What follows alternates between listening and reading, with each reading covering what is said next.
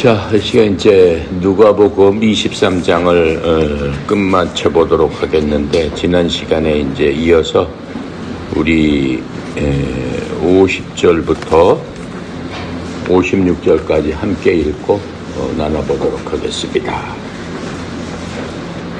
다 찾았죠? 함께 읽습니다. 공회의원으로 선하고 의로운 요셉이라 하는 사람이 있으니 그들의 결의와 행서에 찬상하지 아니한 자라. 그는 유대인의 동네 아리마대 사람이요 하나님의 나라를 기다리는 자라.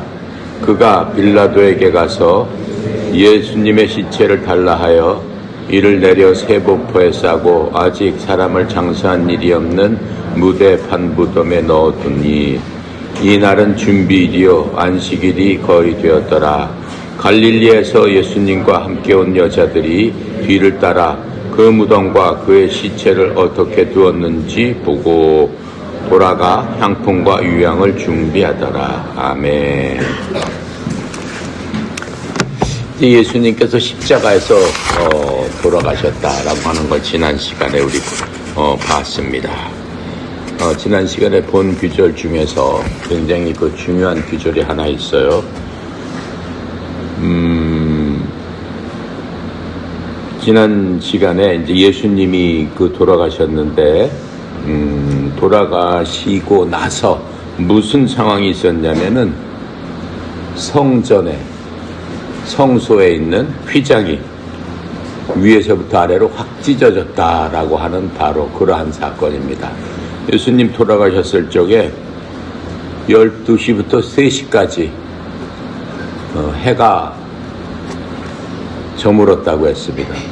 온 세상이 깜깜해졌고 천둥과 번개와 지진이 일어나가지고 세상이 뒤집혔다고 했습니다. 그런데 그때 예루살렘 성전에는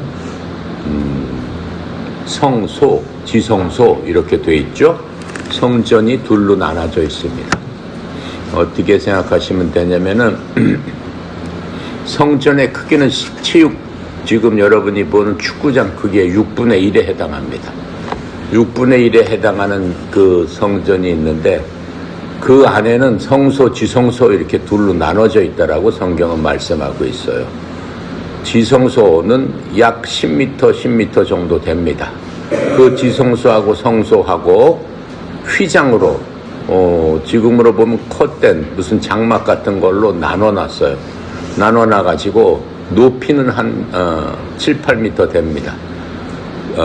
가로 10m 정도 되는 거를 천으로 짜가지고 막아놨는데 그건 보통 천이 아니에요. 천 두께가 15cm나 됩니다. 총으로 쏴도 그 천이 뚫을 수 없어요. 그렇게 촘촘하게 아주 좋은 실로, 세상에서 제일 좋은 실로 그렇게 커튼을 쳤습니다. 15cm 커튼이면 여러분 생각을 해보세요.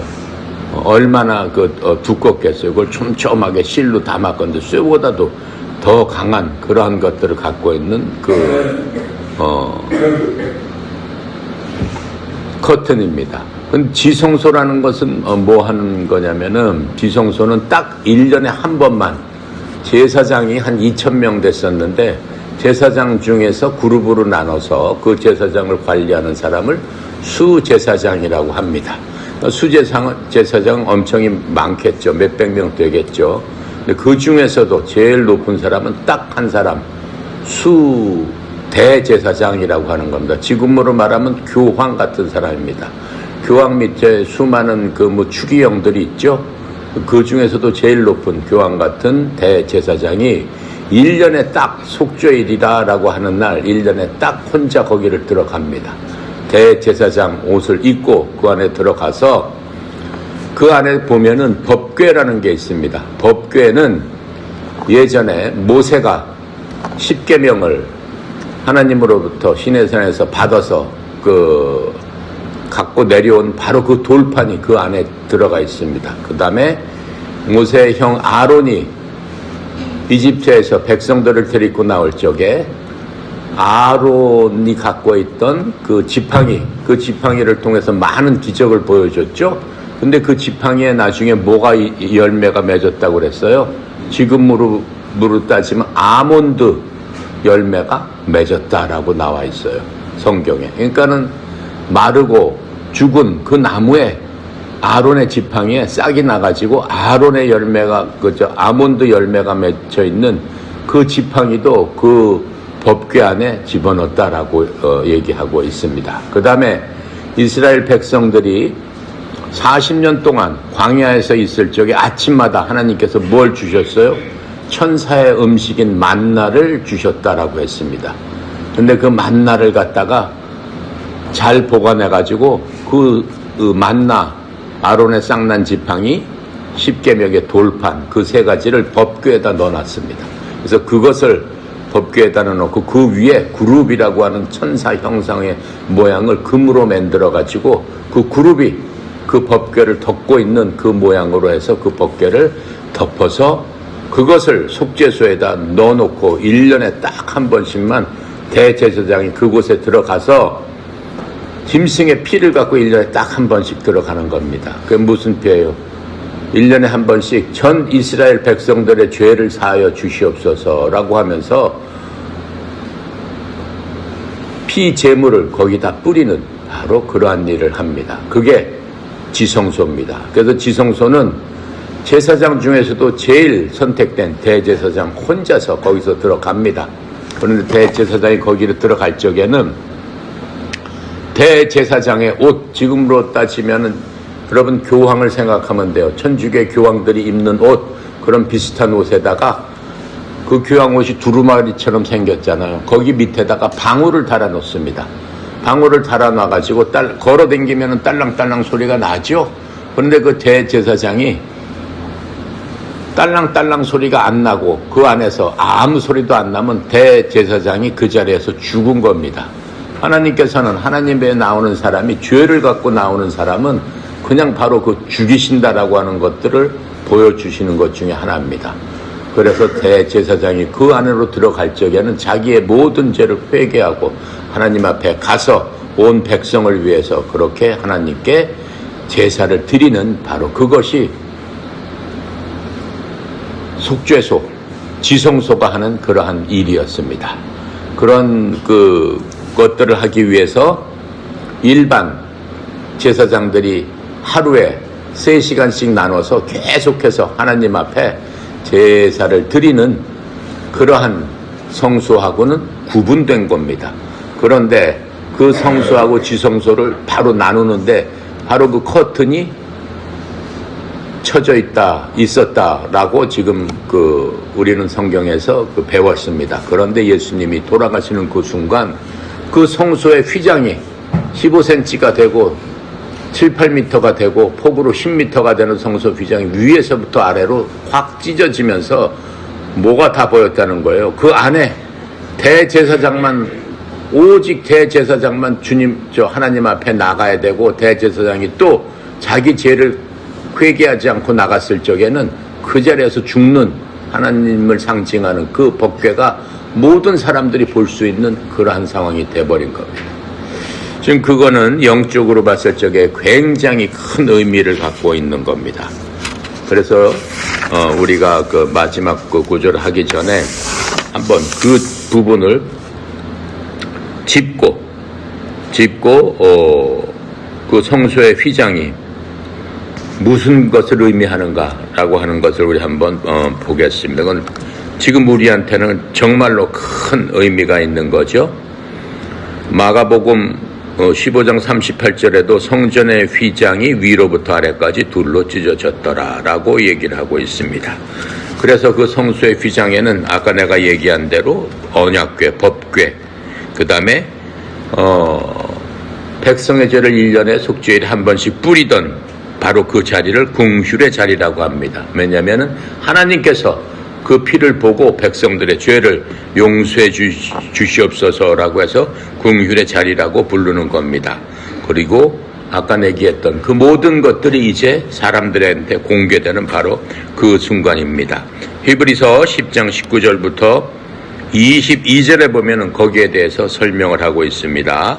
그러므로 형제들아 우리가 예수님의 피에 의거하여 새롭고 살아있는 길로 지성소에 들어갈 담대함을 얻었는데 이 길은 예수님께서 우리를 위하여 휘장 곧 자신의 육체를 통해 거룩히 구분하신 것이니라. 또 하나님의 집을 다스리는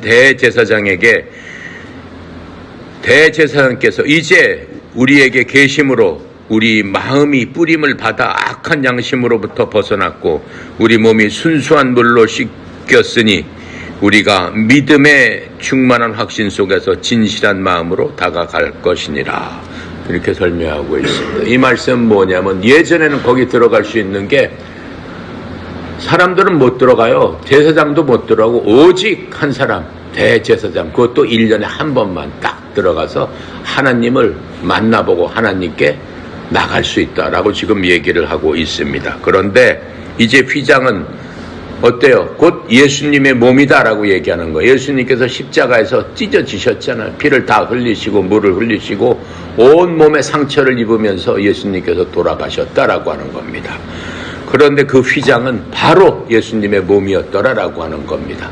예수님의 몸이 찢김으로 말미암아 사람들이 그 지성소에 있는 하나님의 언약궤 하나님을 직접 대면할 수 있듯이 우리도 예수님을 통해서 예수님의 찢어진 몸을 통해서 어떻게 할 수 있다?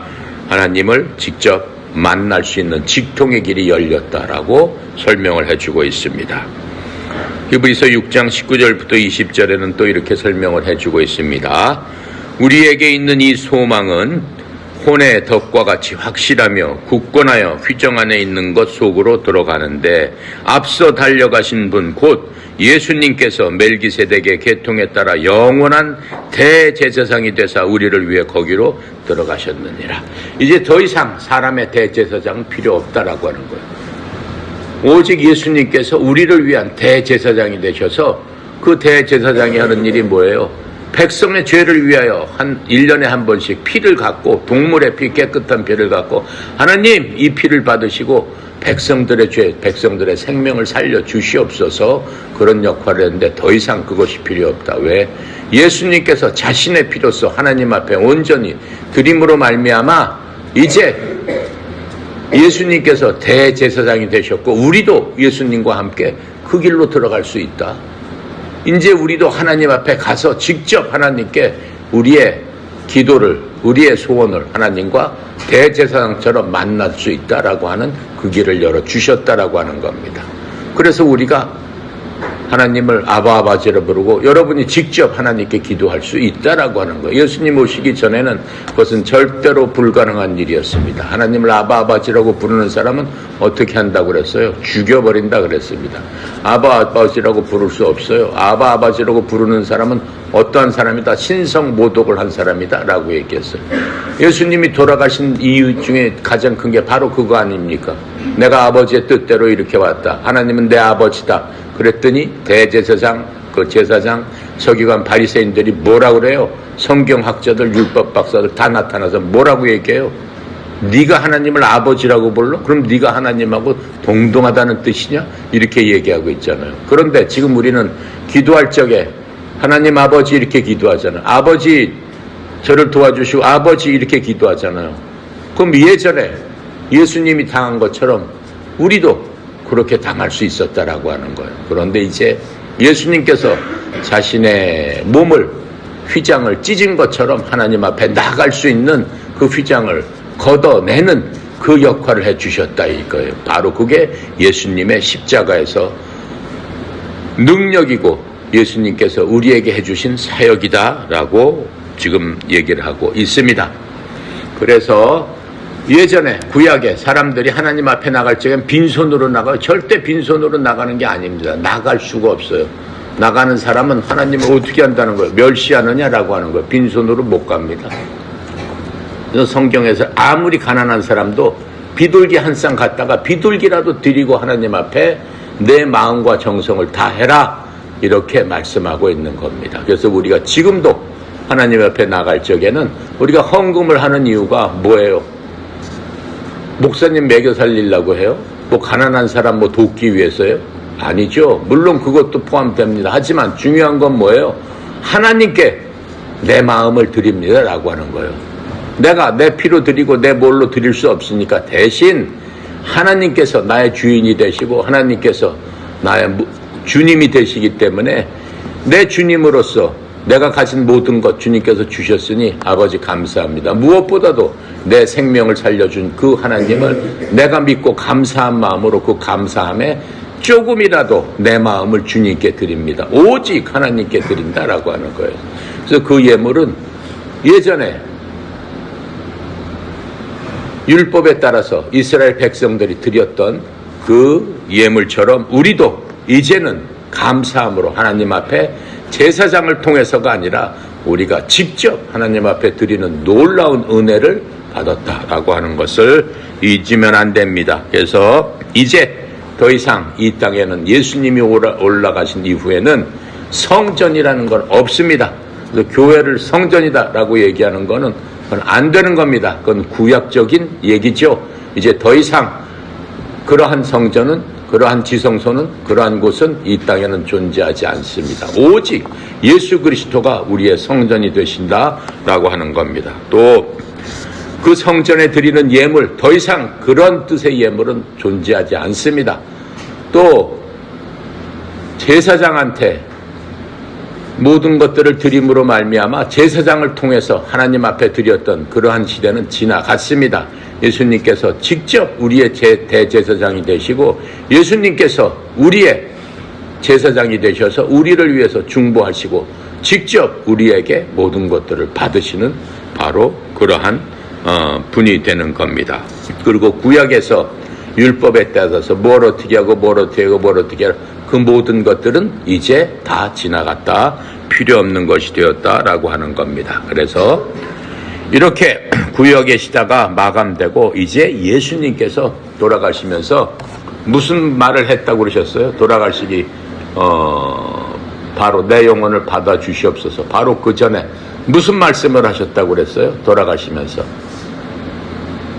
다 이루었다. 다 이루신 거예요. 그 말씀이. 지금 다 이루었다 하면서 휘장이 위로부터 밑으로 다 찢어져 버렸다라고 하는 것들을 우리가 볼 수 있습니다. 히브리서 9장 9절부터 10절 이렇게 설명합니다. 이 성막은 그때 그 당시 모형이었으며 그들이 그 안에서 예물과 희생물을 드렸어도 그것들이 양심에 관한 한 그 섬기는 일을 행한 자를 완전하게 할 수 없었으며, 내가 아까 완전하게 그 무슨 얘기예요? 대제사장도 자기 스스로 죄를 짓고 하나님 앞에 나가면 바로 그 자리에서 죽었다라고 지금 얘기하고 있지 않습니까? 그래서 이 성막은 오직 먹는 것과 마시는 것과 여러 가지 씻는 것과 육신에 속한 규례들, 즉 개혁의 때까지 그들에게 부과된 것들 안에 서 있느니라. 이제 개혁의 때가 됐다라고 하는 거예요. 예수님께서 모든 것들을 개혁해 주시고 모든 것을 바꾸어 주시고 예수님께서 모든 것들을 이루셔서 이제는 완전하게 됐다라고 하는 것들을 우리에게 알려주고 계시는 겁니다. 그래서 이제 죄인들은 세상의 성전, 제단, 제물, 제사장을 더 이상 필요로 하지 않습니다. 우리가 필요로 하는 건 뭡니까? 우리가 필요로 하는 것들은 오직 하나님의 아들 예수님께서 이루어주신 그 화평의 사역, 하나님과 우리가 이제 더 이상 하나님께서 우리를 죄인으로 생각하지 않으시고 우리를 하나님의 자녀라고 생각하시는 바로 그것, 그 화평의 사역을 이루신 그 다음에 완성된 사역 안에서 우리가 모든 것들 이루신 하나님을 찬양하고 하나님께 직접 나가고 무엇보다도 우리 안에서 하나님께서 더 이상 그 지성소가 아니고 진짜 지성소는 어디에 지금 있어요? 하나님의 지성소는 지금 어디에 있습니까? 어디에 있어요? 여러분들 마음속에, 내 마음속에. 하나님께서 돌아가시면서 우리에게 주신 게 뭐예요? 지성소는 다 찢어버렸고 주신 게 뭐예요? 내가 너희들에게 약속한 하나님의 영, 성령 하나님을 내 속에 주실 테니까는 내가 지성소다, 내 몸이 거룩한 지성소인 줄 내가 깨닫지 못하느냐, 이렇게 말씀하고 있는 것들을 우리가 성경에서 볼 수 있습니다. 그래서 여러분들 자체가 거룩한 지성소예요. 그래서 여러분의 몸을 어떻게 해야 된다고 그랬어요? 내 몸은 하나님의 지성소인 줄 깨닫지 못하느냐. 내 몸을 어떻게 알아? 성결하고 고귀하게 지켜라. 그게 하나님의 뜻이에요. 우리 속에 하나님이 계시는데, 그렇죠? 내 몸을 함부로 하고 다치는 것도 하나님이 원하시는 게 아니에요. 자, 그래서 이제 누가복음을 기록한 누가는 그리스도의 죽음, 마지막 순간에 대해서 이렇게 기록함으로써 우리에게 깨달아 알 수 있도록 주신 겁니다. 그래서 예수 그리스도의 죽음이 그냥 돌아가셨구나 그걸로서 끝나는 게 아니고, 그때부터 새로운 시대가 열렸고 우리한테는 하나님께서 큰 은혜다라고 하는 거예요. 그래서 하나님의 사랑, 우리를 향한 하나님의 사랑이었으면 자기 자신의 아들을 어떻게 해요? 죽여가지고 제물로 줄 수 있겠어요? 절대 그렇게 할 수 없는 거죠. 어느 누구도 할 수 없는 그 하나님의 사랑. 또 예수님은 어때요? 그 아버지 말씀에 순종해서 자기가 그 모든 것들을 희생하면서 자기를 내놓는 그러한 모습, 그걸 예수 그리스도의 은혜죠. 은혜. 그 다음에 그 은혜 가운데서 하나님께서 끝까지 우리를 지키고 보호하여 주시기 위해서 이 땅에 사는 동안, 아직 이 땅이 완전한 세상이 되지 않았죠. 원수마귀는 예수님 앞에서 무릎을 꿇었지만은 더 이상 하나님의 백성들을 갖고 자기가 조종할 수 없는 그러한 상태로 변해버렸지만은, 그래도 이 세상에는 아직도 원수마귀의 권세가 있다라고 하는 겁니다. 그래서 하나님께서는 그 날이 올 때까지 원수마귀를 완전히 결박해서 더 이상 장난을 치지 못할 때까지 어떻게 한다고 그랬어요? 그 원수마귀를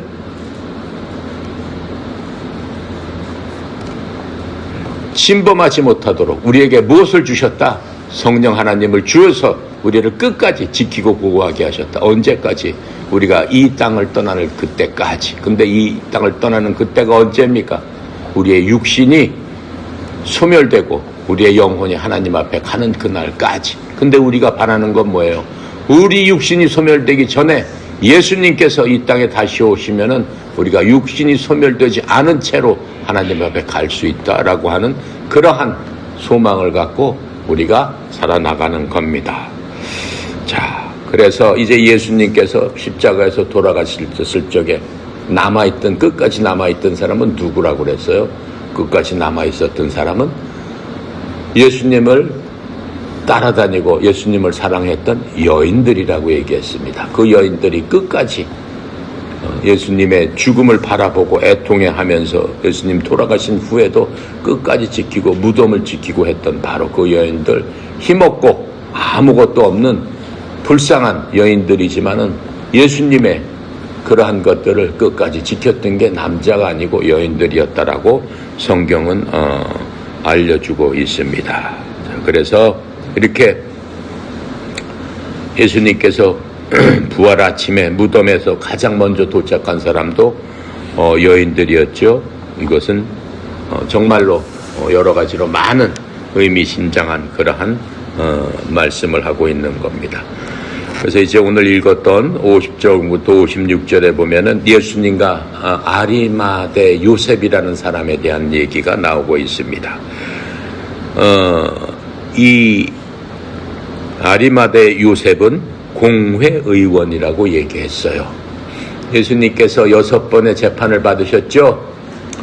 2번은 대제사장, 전직 제사장 두 사람이 판결을 했고 종교재판을 했고, 마지막에 이스라엘의 공회, 지금으로 말하면 국회에 가가지고 새벽에 또 마지막으로 법적으로 종교재판을 했는데, 거기서 예수님을 십자가형에 박아라라고 하는 그러한 것들을 선고를 했습니다. 그 중에 공회원 중에 한 사람이 아리마다 요셉입니다. 그리고 니고데모, 예수님한테 와서 물어봤던 니고데모도 공회원이라고 했습니다. 그 두 사람이 공회원에 속해 있었죠. 근데 이 두 사람은 예수님께서 돌아가실 적에 그 공회에서 참석을 하지 않았습니다. 참석을 하지 않았지만 공회원이기 때문에 모든 것을 알고 있었겠죠. 이 공회에서 예수님을 죽이려고 하고 죽인다고 결정을 할 것이다. 근데 두 사람 힘으로서는 그 공회원을 막을 수가 없었습니다. 막을 수가 없었고, 사실은 그 아리마다 요셉이나 니고데모도 나서서 예수님을 변호하고 하지는 못했습니다. 단지 마음속으로 애통해하면서 예수님을 믿은 사람이었지만은 그러한 용기는 갖지 못한 사람입니다. 하지만 이 사람들은 그 예수님을 정죄하는 그 투표에는 참여하지 않았다라고 우리가 읽었죠. 그렇게 하고 마태복음 14장 64절에도 그러한 얘기가 있습니다. 그 참남한 말을 너희가 들었도다. 너희는 어떻게 생각하느냐 하니 저희가 다 예수를 사형에 해당한 자로 정죄하고 공회원들이 그렇게 했다라고 하는 겁니다. 그래서 온 교회가 예수님을 정죄했다고 기록했지만은 요셉은 거기에 참여하지 않았다, 이렇게 성경에서 얘기하고 있습니다. 요셉과 니고데모는 구약 성경에서 예수님의 죽음을 예고받았던 그러한 사람들입니다.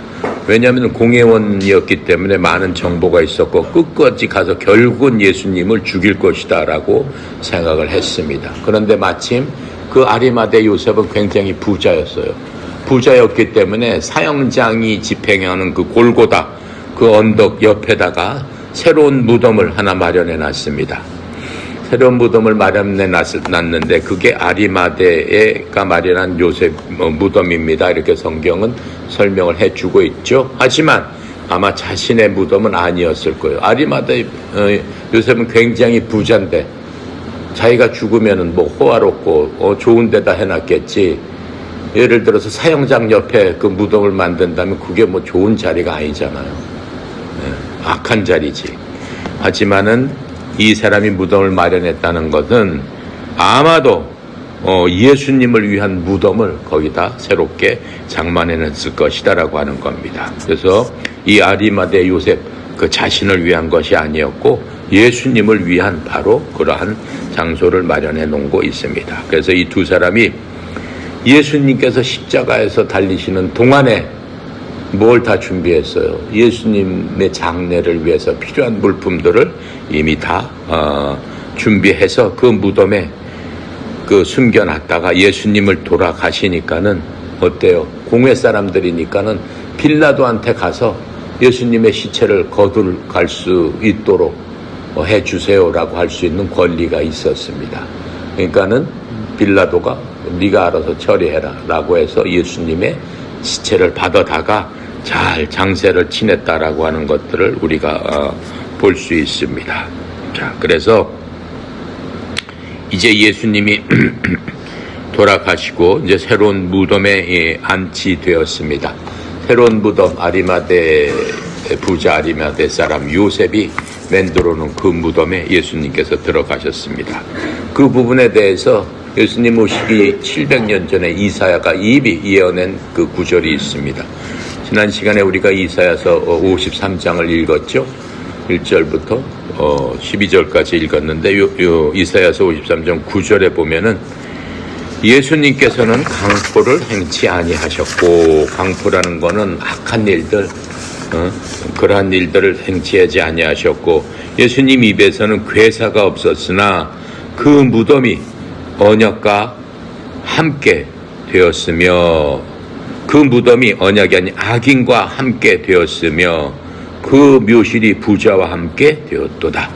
예수님께서 돌아가셨을 적에 예수님은 악한 일들 하나도 안 하셨지만 그 골고다 십자가에서는 누가 같이 죽었어요? 행악자 두 사람이 함께, 악한 사람들이 죽었죠. 그리고 골고다 언덕은 뭐예요? 악한 사람들이 처형당하는 그러한 사형장이었습니다. 하지만 예수님께서는 그렇게 계수되고 그렇게 악한 자들과 함께 했지만은 결코 그러신 분이 아니었다라고 하는 것들이 우리가 다 알고 있습니다.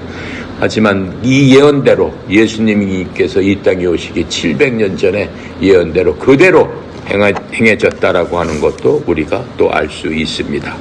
그래서 로마인들이 예수님의 시신을 보통 어떻게 해요? 죽은 시신들은 로마 바깥에, 로마 안에다 두지 않고 그 로마 그 지배하는 바깥 지역 쓰레기장에다가 그냥 갖다 버려가지고 짐승들이 뜯어먹게 그냥 버리는 그러한 일들이 관례적으로 행해졌습니다. 근데 예수님의 시체는 그렇게 하지 못하도록 이미 예수님께서 아리마대 요셉을 통해서 그것들을 다 막으셨던 거죠.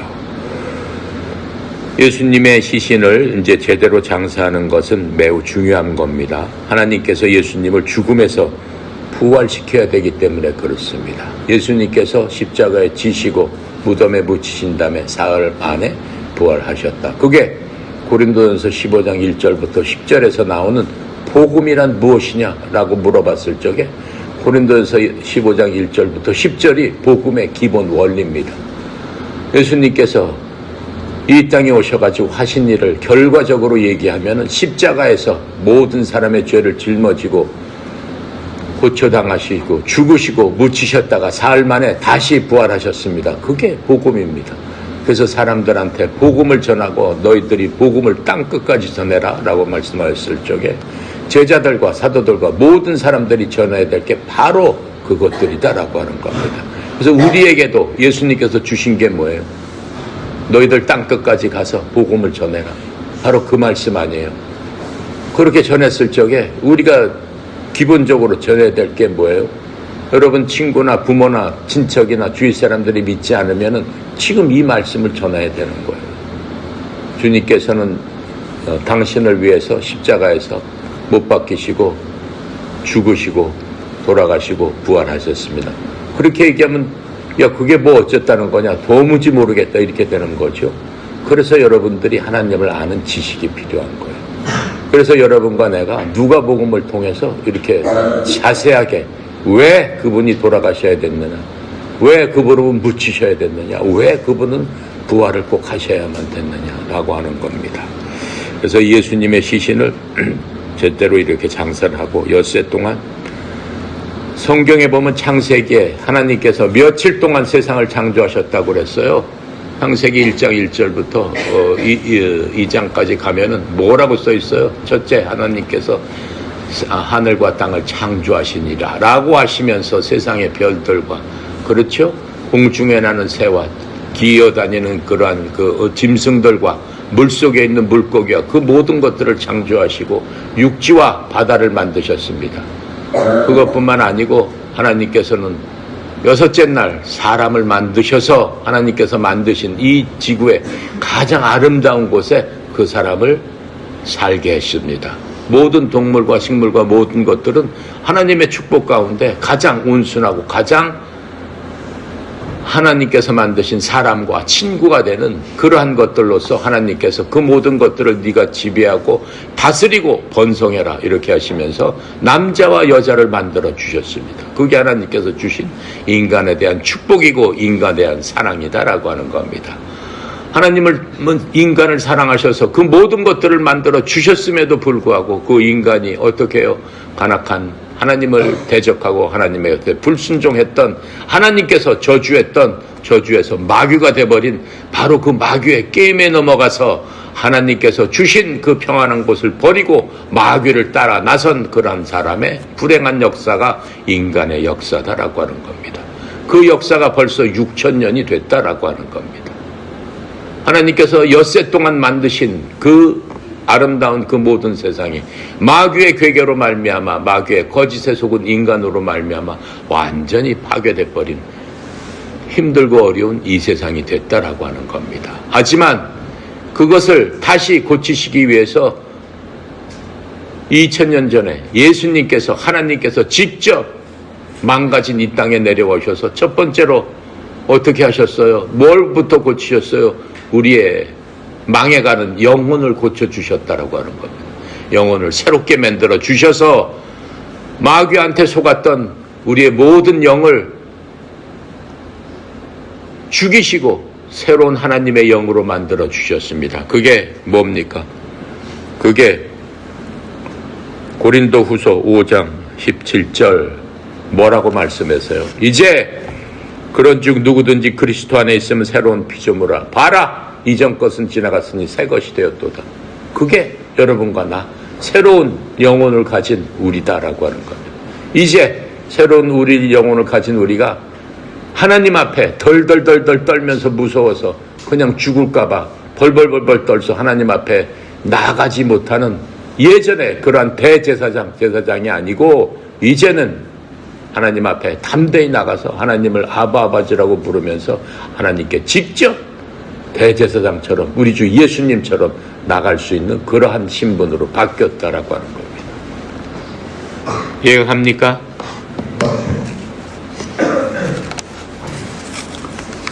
누가복음 이제 23장을 마쳤습니다. 누가복음 근 1년 동안 했습니다. 내가 여러분하고 공부한 것들을 책으로 만들어 봤더니 약 800페이지 정도 됩니다. 800페이지 분량을 여러분과 함께 공부를 했습니다. 이제 누가복음 24장 며칠 동안 하면은 24장 끝내겠죠. 그냥 그것을 800페이지를 그냥 읽고 공부했습니다. 그걸로 끝나서는 안 되는 거죠. 800페이지가 끝났으면 여러분이 바뀌어야 돼요. 뭘로 바뀌어야 돼요? 내가 몰랐던 내가 몰랐던 나는 어떠한 사람인가라고 하는 것들을 여러분 마음속에 온전히 바뀔 수 있어야 돼요. 고린도서 5장 17절처럼 그리스도 안에 있음 새로운 피조물이라 이제 예전 것은 지나갔으니 보라 새 것이 되었도다. 나는 새로운 피조물로서 아버지 하나님 교회에 나가고 이 세상을 살지만 이 세상 원수마귀가 지배하고 있는 땅이지만 결코 우리를 어떻게 할 수 없다. 지배할 수 없다. 왜? 나는 새로운 창조물로서 이제 하나님께서 만들어주신 그 모습 그대로 회복되기를 원하고 이미 내 영은 회복되었기 때문에 내 속에 하나님의 성전이 지성소가 내 속에 있기 때문에 나는 하나님을 모시는 그러한 사람이다 라고 하는 겁니다. 아멘. 기도합니다. 감사하신 하나님 은혜 감사합니다. 특별히 누가복음 23장을 마치면서 주님께서 우리에게 향하신 그 놀라운 은혜, 그 놀라운 사랑, 하나님의 크신 사랑과 예수 그리스도에 순종하는 그 은혜를 통해서 우리가 이제 모든 것들이 새롭게 된 그러한 삶으로 살 수 있도록 주님 축복하여 주셨사오니 이 새로운 삶을 갖고 하나님 앞에 담대히 나가서 무엇이든지 할 수 있거든요. 무엇이 있느냐 믿는 자에게 능치 못할 일이 없음을 만 세상에 공포하면서 원수마귀를 쫓아나는데 앞장서고 하나님의 나라를 확장하는데 앞장서는 저희들 다 되도록 주님 축복하여 주시옵소서. 특별히 사랑하는 아들 딸들 동계훈련으로 모였습니다. 다치지 않게 주님 보호하여 주시옵시고 주께서 이 기간을 온전히 함께하여 주셔서 하나님을 아는 시간이 되게 하여 주시옵소서. 하나님을 알무도 말미암아 하나님께서 주시는 새 힘과 능력으로 동계훈련도 넉넉히 이기고 더 나았게 성장해서 올 한 해를 하나님께 큰 영광 돌리는 그러한 하나님의 아들 딸들 다 되도록 주님 도와주시옵소서. 특별히 우리 사랑하는 아들 권준이에게 하나님 축복하여 주시옵시고 남은 군 기간 동안 이 나라와 이 민족을 위해서 헌신하면서 열심히 하고 있는 아들에게 힘과 지혜와 능력도 주셔서 아버지 하나님 남은 기관이 온전하고 평화롭게 하나님께서 주시는 평강 가운데 군 생활을 잘 마쳐서 하나님의 기쁨이 되게 하여 주시옵소서. 특별히 송영희 사장님 협회 리더로 세워주셨사오니 하나님의 무한하신 자원 큰 은혜를 흘려보내는 통로로 주여 이 협회를 위해서 세우신 주의 종에게 더 많은 능력을 흘려보낼 수 있도록 주의 종에게 형통과 하나님 강건함으로 축복하여 주시옵소서. 오늘도 모든 것 주님께 맡깁니다. 감사드리며 우리 주 예수 그리스도 이름으로 기도드렸나이다. 아멘.